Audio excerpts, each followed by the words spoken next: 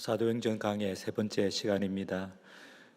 봉독하기로는 2장 37절에서 42절까지 했지만 오늘 설교의 본문은 사도행전 2장 전체가 되겠습니다. 이 패역한 세대에서라는 제목으로 말씀을 드리겠습니다. 강원도 태백시에 낙동강의 발원지가 있습니다. 황지라는 연못인데 아무리 가물어도 늘 같은 양의 물이 샘솟는다고 합니다. 거기서 발원하여 경상북도와 경상남도를 굽이쳐 갈대밭으로 유명한 을숙도까지 장장 513.5km를 흘러내립니다. 많은 지류를 형성하고 있는 낙동강이 없었다면 경상도는 아마 사막이 되었을 것입니다. 강은 그 주변을 옥토로 만드는 생명의 젖줄이라고 할 수 있습니다. 그런데 놀라운 것은 그렇게 긴 낙동강이 한 조그마한 샘터에서 시작되었다는 것입니다. 이것이 샘 근원의 위력입니다. 성령도 강에 비유할 수 있습니다. 예수님께서 이렇게 말씀하셨습니다. 요한복음 7장 38절, 나를 믿는 자는 성경의 이름과 같이, 구약 성경에 말씀한 바와 같이 그 배에서 생수의 강이 흘러나오리라. 이 예수님의 말씀에 대하여 요한복음의 저자인 사도 요한은 이렇게 해석하고 있습니다. 이는 그를 믿는 자, 예수님을 믿는 자가 받을 성령을 가리켜 말씀하신 것이라. 생수의 강이란 결코 마르지 않는 강을 뜻하는데 그 생수의 강이 예수님께서 보내주실 성령을 의미한다고 사도 요한이 밝히고 있습니다. 그래서 성령을 묘사할 때에 강 같은 성령이라고 표현할 때가 많습니다. 구약 성경에서 성령을 풍성히 흐르는 강으로 비유한 대표적인 구절 한 곳만 들면 이사야 44장 4절 3절입니다. 나는 하나님입니다. 나는 목마른 자에게 물을 주며 마른 땅에 시내가 흐르게 하며 나의 영, 성령이죠. 하나님의 영인 성령을 내 자손에게, 나의 복을 내 후손에게 부어주리라. 하나님께서 물을 주신다, 시내가 흐르게 하신다, 복을 주신다. 그런데 그 복의 핵심, 그 시내의 핵심이 성령이라고 예언을 하였습니다. 각 강 없는 나군을 생각할 수 없듯이 하나님 나라의 확장에도 강을 생각하지 않을 수 없습니다. 그 강이 성령의 강입니다. 그런데 성령의 강은 낙동강처럼 물리적인 강과는 다르지요. 성령의 강은 높은 곳에서 낮은 곳으로 흐를 뿐 아니라 낮은 곳에서 높은 곳으로도 거슬러 흐릅니다. 거친 산맥도 넘어갑니다. 사막 가운데로 흘러서 주변을 옥토로 만듭니다. 성령의 강이 닿는 곳마다 꽃이 피고 열매가 맺혀 풍요로운 나군이 됩니다. 그러므로 성도와 교회의 소망은 성령의 강이 우리의 심령에 풍성히 흐르는 것입니다. 더 나아가 성령의 강이 우리 안에서 차고 넘쳐서 세상으로 흘러내리는 것이지요. 오늘 우리가 살펴보고 있는 사도행전 2장은 성령의 강이 어디에서 발원했는지, 발원하자마자 그 주변에 무슨 일이 일어났는지를 증언합니다. 성령의 강이 어디서 발원했습니까? 예루살렘의 한 다락방입니다. 때는 오순절이었습니다. 그때 예수님의 제자들을 비롯하여 120여 명의 성도들이 다락방에 모여 마음을 같이하여 기도했습니다. 열흘쯤 기도 모임을 하고 있었는데 오순절이 이르렀을 때에 성령님께서 강력하게 임하셨습니다. 2장 1절에서 4절이죠. 지난주일에 이 구절을 살펴보았습니다. 여기서는 성령님을 강으로 비유하지는 않습니다. 대신에 성령님이 급하고 강한 바람 같은 소리로 불의 혀처럼 갈라지는 것으로 그들 가운데 임하셨다라고 기록합니다. 그들 입에서 방언이 터졌습니다. 이 방언은 그들이 배우지 않았던 외국어였습니다. 성령님께서 일시적으로 그들의 입을 여셔서 외국어를 말하게 하신 것입니다. 기적입니다. 그런데 성령님께서 어떻게 임하셨는가, 성령님께서 강림하셨을 때에 어떤 현상이 생겼는가 하는 것보다 훨씬 중요한 것은 그들 모두가 성령으로 충만했다는 것입니다. 120여 명의 성도들 모두가 성령님에게 완전히 압도되었습니다. 그들이 배우지 않았던 방언을 말한 것보다도 훨씬 중요한 것은 그들이 오순절 축제에 참여하기 위하여 이스라엘의 여러 지방과 외국의 여러 나라에서 온 순례자들에게 하나님의 큰일, 복음이겠지요. 하나님의 큰일을 효과적으로 선포했다는 것입니다. 5절에서 11절에 기록하고 있습니다. 다시 말해서 타 지방과 타국에서 온 순례자들이 복음을 듣고 이해하는 데 전혀 장애가 없었다는 것입니다. 복음을 들은 청중들의 마음에 큰 동요가 일어났습니다. 12절을 보시면 다 놀라며 당황하여 서로 이르되 이 어찌된 일이냐, 동요가 일어났습니다. 부정적으로 반응하는 무리들도 있었다고 13절에 기록하죠. 또 어떤 이들은 조롱하여 이르되 그들이 새술에 취하였다. 하지만 그들 가운데 복음을 더 듣고자 하는 갈급함이 생겼습니다. 이 기회를 포착하여 베드로 사도가 설교했습니다. 14절에서 40절에 기록되어 있습니다. 여기에 기록된 설교문은 요약문인데 핵심 주제가 아주 명확합니다. 40절이 베드로 설교의 목적과 요지를 잘 밝혀주는 구절입니다. 40절 보시기 바랍니다. 또 여러 말로 확증하며 권하여 이르되 너희가 이 패역한 세대에서 구원을 받으라. 베드로 사도가 구원을 받으라고 요청하고 있습니다. 여러분들이요, 이 패역한 세대에서 구원을 받으십시오. 지금 여러분들에게 이것보다 더 중요하고 시급한 것은 없습니다 라는 뜻입니다. 오늘의 설교 제목이 이 패역한 세대에서인데, 패역한 세대란 뒤틀린 세대, 왜곡된 세대, 타락한 세대, 완악한 세대, 죄로 뒤엉켜 있는 세대라는 뜻입니다. 이것을 한 단어로 말하면 말세입니다. 베드로 사도는 설교 서두에서 구약의 선지자 요엘의 예언을 인용하면서 말세를 언급하고 있습니다. 16절 17절입니다. 오늘 본문. 말세란 문자적으로는 마지막 때라는 뜻이죠. 그러나 요엘서에는 말세라는 단어는 없습니다. 그 대신에 그 후에라는 시간적 부사를 쓰는데 그 후란 하나님의 약속이 성취되는 날을 뜻합니다. 베드로 사도는 요엘이 예언한 대로 하나님의 약속이 이제 성취되었다고 하면서 지금이 말세라고 해석한 것입니다. 베드로 사도는 요엘 선지자가 예언한 대로 말세의 징조를 두 가지로 듭니다. 말세의 징조 가운데 하나는 재난입니다. 오늘 본문 19절 20절에 기록되어 있지요. 또 내가, 이 나는 하나님입니다. 또 내가 위로 하늘에서는 기사를 아래로 땅에서는 징조를 베풀리니 곧 피와 불과 연기로다. 주의 크고 영화로운 날이 이르기 전에 해가 변하여 어두워지고 달이 변하여 피가 되리라. 이 구절을 해석함에 있어서 대부분의 성경학자들이 동의하는 것은 말세에 큰 재난이 자주 일어난다는 것입니다. 큰 재난으로 자연재해와 인재를 들 수 있는데 그로 인해 인명의 피해가 극심할 것이라는 뜻입니다. 자연재해란 태풍, 해일, 지진 등이지요. 이상기후도 포함됩니다. 자연재해만 아니라 인재 또한 심각합니다. 사람이 만든 재난 중에 대표적인 것이 전쟁이지요. 우크라이나와 러시아 간의 전쟁이 일어난 지 1년이 지나가고 있는데 언제 끝날지 모릅니다. 이 전쟁으로 세계의 경제가 휘청거리고 있습니다. 도처에서 일어난 전쟁 때문에 사람들이 짐승처럼 살육되고 있습니다. 그곳에 피와 불과 연기가 가득합니다. 이처럼 각종 재난이 하늘에서, 바다에서, 땅에서 일어남으로써 인간의 한계를 통절하게 느끼는 시대가 되었습니다. 아무리 과학이 발달해도 재난들을 막을 수 없는 속수무책의 시대를 맞았는데 이러한 시대가 말세입니다. 지금 우리가 살고 있는 이 시대가 말세의 끝이라고 볼 수 있겠습니다. 조금 전에 봉독했던 20절에서는 말세를 주의 크고 영화로운 날이 이르기 전으로 표현합니다. 주의 크고 영화로운 날이란 예수님께서 재림하셔서 세상을 최종적으로 심판하시는 날입니다. 그러므로 도처에서 일어나는 큰 재난들은 이제 예수님께서 재림하실 날, 즉 최후 심판의 날이 점점 더 가까이 다가오고 있는 징조로 여겨야 한다는 뜻입니다. 그런데 왜 큰 재난들이 도처에서 일어날까요? 1차적으로는 사람들의 죄악이 관영했기 때문입니다. 그래서 말세요, 패역한 세대입니다.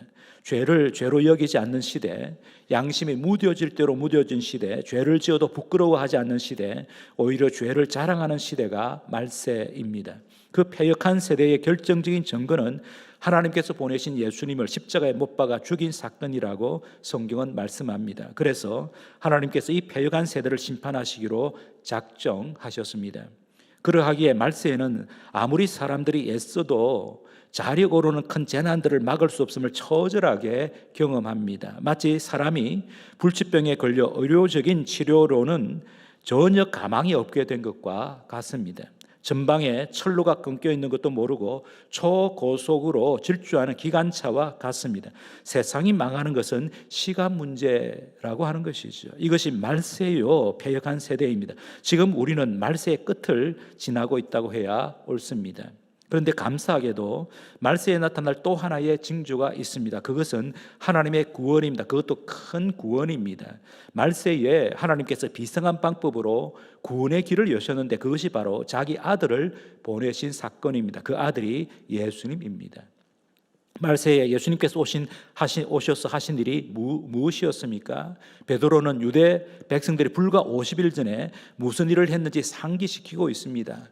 무지한 당신들이 예수님을 십자가에 못 박아 죽였습니다. 하지만 예수님은 죽음에 머물러 계실 수 없었습니다. 다윗이 예언한 대로 부활하셨습니다. 이 일의 증인이 바로 우리들입니다. 32절의 말씀이죠. 이 예수를 하나님이 살리신지라 우리가 다 이 일의 증인이로다. 그런 다음에 사도 베드로는 또 말씀합니다. 예수님은 승천하셔서 지금 하나님과 함께 계시는데 그 하늘에서도 이 패간 세대에서 사람들을 구원하시기 위하여 큰 일을 오늘 행하셨는데 그것이 너희가 지금 목도하는 바대로 성령님께서 강림하셨다는 것입니다. 33절이죠. 하나님이 오른손으로 예수를 높이심에 승천하게 하셨다는 뜻이죠. 그가 약속하신 성령을 아버지께 받아서 너희가 보고 듣는 이것을 성령이죠. 성령을 부어 주셨느니라. 그런 다음에 베드로 사도는 설교의 결론을 내리고 있습니다. 36절입니다. 자, 36절 함께 읽도록 하겠습니다. 36절입니다. 그런즉 이스라엘 온 집은 확실히 알지니 너희가 십자가에 못 박은 이 예수를 하나님이 주와 그리스도가 되게 하셨느니라 하니라. 오늘 임마누엘 찬양대에서 찬양했던 내용이 바로 이 내용입니다. 죽었다가 다시 살아나신 주님이 예수님께서 우리의 주인이시다. 삶의 주인이시다고 하는 것이지요. 여러분들이 알아야 할 사실이 있습니다.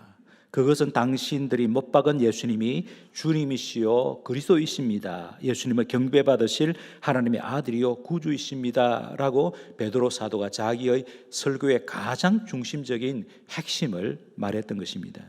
이 설교를 들은 무리들이 마음에 찔려 사도들에게 물었죠. 37절에 형제들아 우리가 어찌할꼬, 형제들아 우리가 어찌할꼬. 그때 베드로 사도가 정말 전하고 싶었던 메시지를 선포합니다. 그 메시지는 이 패역한 세대에서 구원받는 유일한 길이 있다는 복음의 메시지였습니다. 38절에서 40절이죠.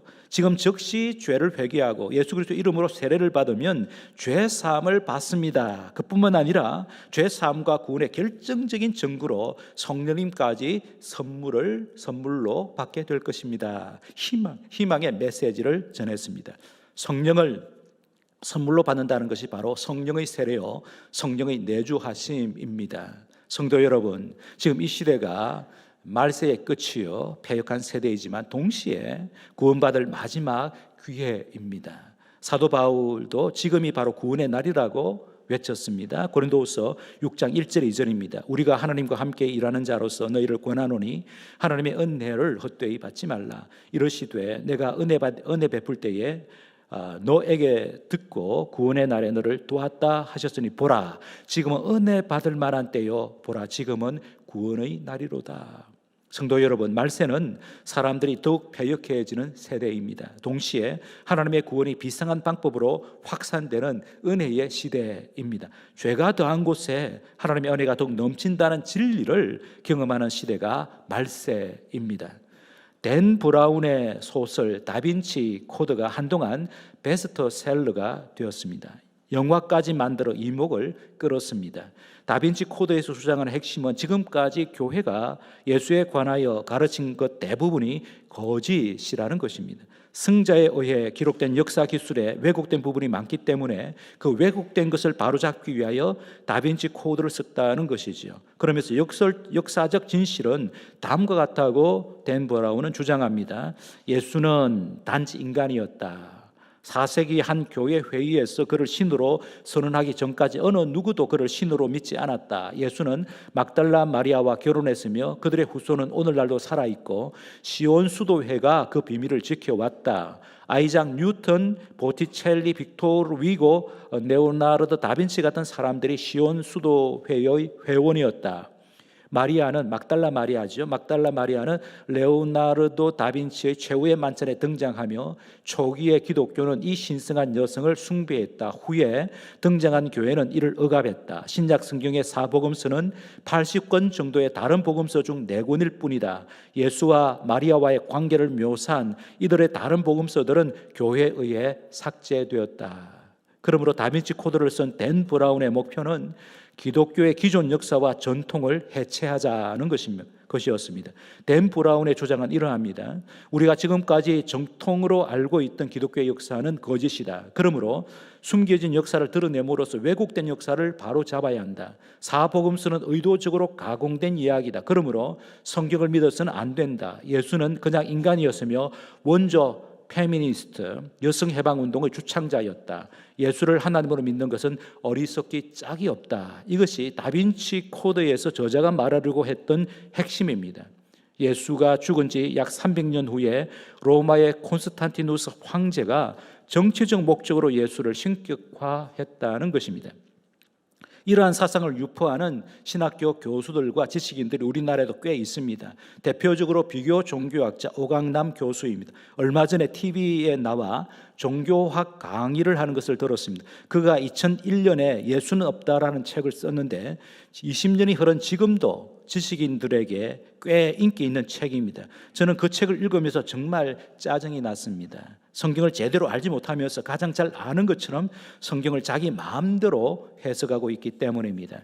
오강남 교수는 이렇게 말합니다. 예수가 물 위로 걸었다는 것, 사흘 만에 부활했다는 것과 같은 성경의 수많은 기적 이야기에서 그것들의 사실 여부는 별 중요하지 않습니다. 중요한 것은 그러한 기적들의 이면에 있는 의미입니다. 성경에 기록된 기적 자체를 그대로 믿는 것은 어린아이 수준에서 벗어나지 못한 것입니다. 성숙한 신앙인은 그러한 기적 이야기를 액면 그대로 믿는 것이 아니라 그 이야기의 껍데기를 벗겨서 그 속 알맹이를 캐내는 것입니다. 말은 그럴듯하게 들립니다. 그러나 그는 속이는 자입니다. 스스로도 속고 있지요. 이성의 잣대로 성경을 비평하고 있는 것입니다. 하나님에 의해 성경이 영감된 것을 그는 부인합니다. 성경의 무오류성을 받아들이지 않습니다. 성경을 교양서적처럼 읽어야 한다는 것입니다. 성도 여러분, 현대가 어떤 시대입니까? 절대적인 진리가 없다고 하는 시대입니다. 거짓으로 진리를 도전하고 진리를 비웃는 시대이지요. 역사를 진지하게 탐구하기보다는 역사를 얼마든지 왜곡해도 양심의 가책을 받지 않는 시대입니다. 돈과 인기와 명예를 얻기 위하여 얼마든지 거짓을 창작하는 시대요. 그것을 예술적 가치로 변모시켜 숭상하는 시대입니다.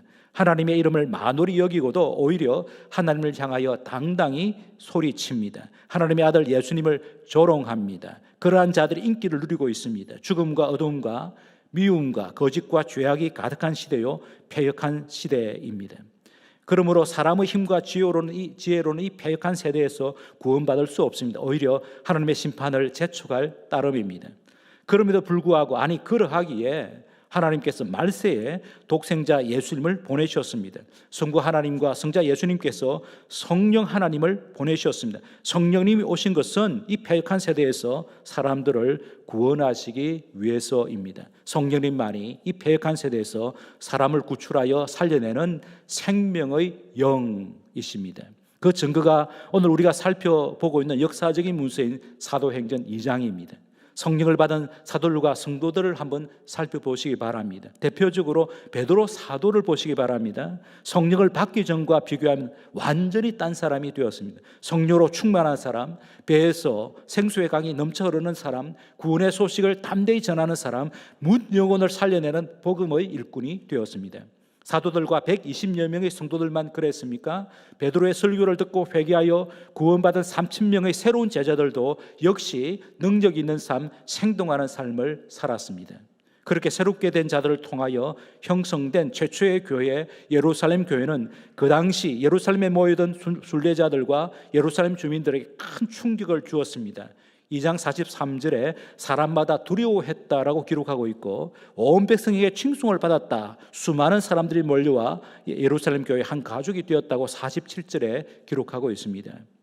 그런데 지금은 왜 불신자들이 예수님을 우습게 볼까요? 교회와 성도의 모습이 자신들의 모습과 별 다르지 않기 때문이 아니겠습니까? 두려움을 주지 못하는 교회, 칭송받을 일이 별로 없는 교회, 매력이 없는 교회, 거룩한 충격을 주지 못하는 교회, 비전과 꿈과 희망을 주지 못하는 교회, 살아있으나 실상은 죽은 교회이기 때문이 아닐까요?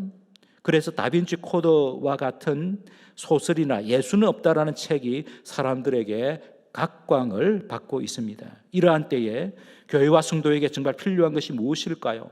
최고의 대안은 성령의 충만입니다. 사도들과 예루살렘 교회처럼 성령으로 충만할 때에 이 패역한 세대에서 우리의 사명을 완수하며 살아갈 수 있습니다.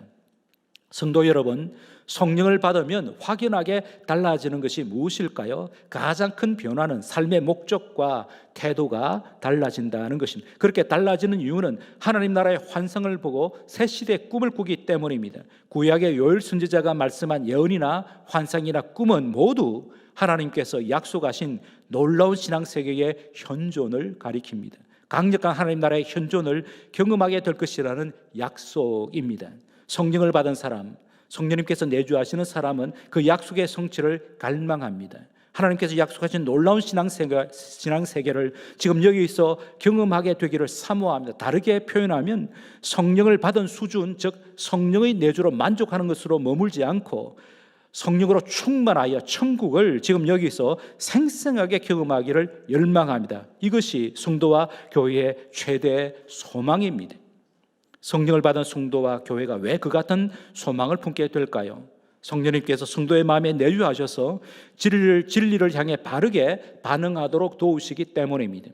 다시 말해서 성령님께서 1차적으로 하시는 일은 우리로 하여금 성경에 집중하게 합니다. 성경은 성령의 감동으로 기록된 하나님의 말씀, 진리의 말씀, 생명의 말씀입니다. 그러므로 성령을 받은 자는 성령님께서 기록하게 하신 성경 말씀을 사랑하지 않을 수 없습니다.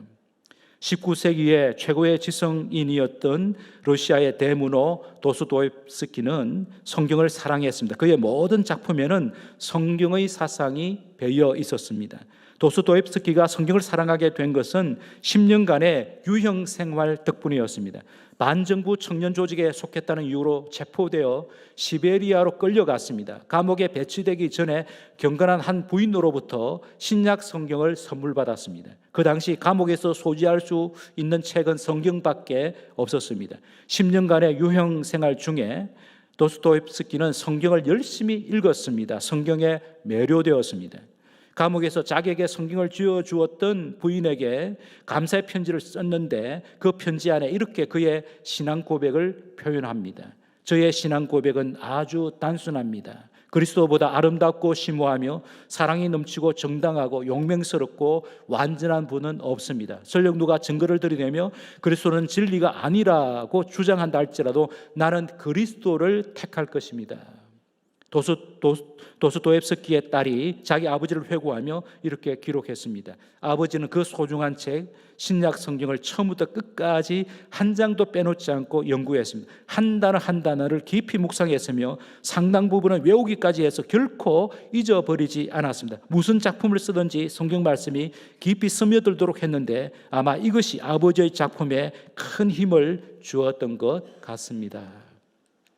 유형 생활에서 풀려난 뒤에도 도스토옙스키는 여행을 할 때마다 성경을 가지고 다녔습니다. 집에 있는 동안에도 언제라도 꺼낼 수 꺼내볼 수 있도록 앉아서 글을 쓰는 책상 스랍에 넣어두었다고 합니다.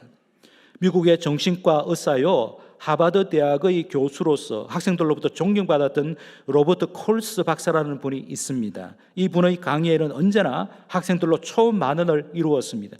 그 이유는 그의 강의가 사변적인 지적 유희를 거부하기 때문이었습니다. 콜스 박사는 미국 사람들의 심층을 연구하기 위하여, 조사하기 위하여 다양한 계층의 사람들을 만났습니다. 어린 아이들의 친구가 되었습니다. 빈민층 사람들과 함께 어울렸습니다. 부자들과 지식인들 사이를 비집고 들어갔습니다. 거기서 그가 내린 결론은 아주 간단했습니다. 그는 이렇게 말합니다. 제 연구는 그저 성경이 인간 존재에 대해 이야기하는 바를 입증하는 과정이 지나지 않습니다. 명문대학에 다닌다는 이유로 교만해지려는 유혹에 시달리는 의대생 몇을 도와줄 수 있다면, 예수께서 가르쳐 주신 대로 그들의 이웃을 자기 몸처럼 생각하도록 만들 수 있다면 그것만으로도 어느 정도 제가 여기에서 교수로 일하고 있는 목적을 이룬 셈입니다. 그래서 제가 성경 이야기를 하버드 대학에 끌어들이고 있는 것입니다. 강의 시간에 성경을 적극적으로 도입하는 것은 교수의 특권입니다. 성도 여러분, 도스토옙스키나 로버트 콜스 박사 같이 성경을 제대로 연구해 본 사람이거나 그 말씀대로 살아본 사람은 성경이 진리임을 압니다. 성경을 가까이 하면 성경의 말씀에 순종하라는 열망이 생깁니다. 즉 예수님의 삶을 따르고 싶어집니다.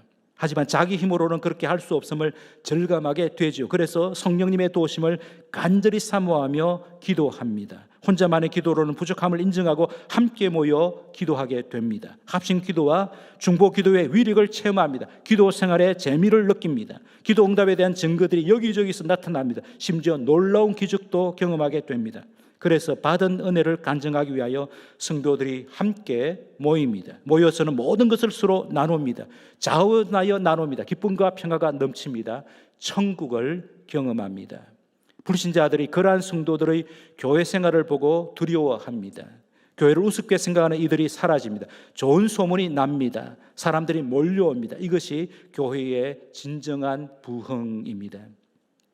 성도 여러분, 교회를 비방하는 자들을 대항하는 최고의 방안은 교회가 성령으로 충만한 공동체가 되는 것입니다. 성령으로 충만할 때에 그리스도의 이름이 바르게 증거됩니다. 그리스도의 이름이 높아집니다. 세상 사람들이 교회가 믿는 예수 그리스도를 두려워하게 됩니다. 너희들을 보니까 성경에 말씀한 대로 예수님이 구주요 하나님의 아들이요 주님임에 틀림이 없구나, 그들이 증언하게 되지요. 그러므로 이 패역한 세대에서 우리에게 우선적으로 필요한 것은 성령의 능력이요 성령의 충만입니다. 이 패역한 세대에서 우리 교회와 성도들이 능력 있게 사는 비결은 오직 성령으로 충만하게 되는 것입니다. 이미 예수님을 믿는 우리는 성령의 사람입니다. 성령님께서 우리 안에 영원히 내주하고 계십니다. 하지만 그것으로 머물러서는 안 됩니다. 성령으로 충만한 사람이 되어야 합니다. 성령의 생수가 배에서 넘쳐 흘러야 합니다. 가정과 학교와 일터에 성령의 생수를 흘려보내는 자가 되어야 합니다. 이것이 우리의 최고 소망이요 최고의 기도 제목입니다. 한 주간도 성령의 충만을 사모하며 기도하는 저와 여러분 되시기를 주님의 이름으로 축복합니다. 이제 말씀을 생각하면서 기도하겠습니다. 먼저 감사의 기도를 드리겠습니다. 예수 그리스도를 구주와 주님으로 믿는 우리 안에 성령님 영원히 내주하게 하신 것을 감사합니다. 그리고 이제 간구하겠습니다. 성령으로 충만한 성도와 가정과 교회 되게 하셔서 성령의 열매를 충만히 맺는, 풍성히 맺는 한 주간이 되게 하여 주시옵소서. 서로를 축복하며 함께 기도하겠습니다.